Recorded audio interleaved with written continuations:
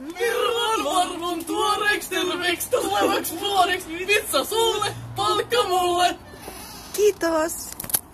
Tipiti, tipiti, tipiti, tipiti, kevät on. No hei vaan! Tämä on Jorin ja Pasin pääsiäinen! Tänään me kerrotaan teille, miksi pääsiäinen on meille erityisen tärkeä juhla. Ja mitä se meille merkitsee? Käytännön esimerkkien kautta. Kyllä vain.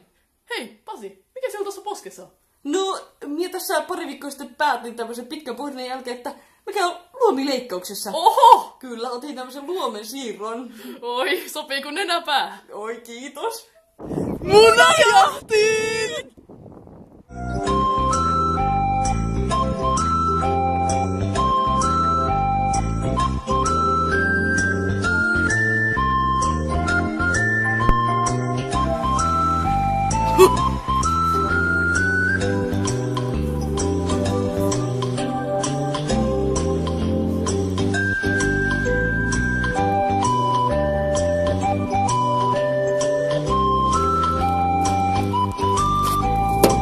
Eikä oikea!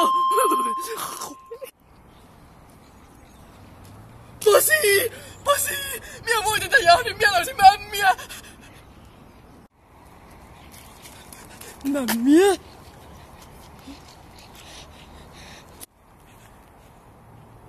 A few moments later. Äittäkö oli hyvä? Tää on minun vuoden lemppari herkku. Vuosi odotettu ja nyt sitä saa. Kunnolla.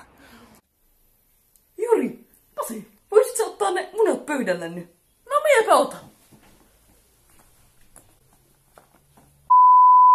Jos nyt otetaan uudestaan. Pahoittelen väärinymmärrystäni. Joo, mutta siis me halutaan kuvata teille niin tämmönen makutesti. Muna se maistuu aina. No se on kyllä totta. Testissä kindermuna.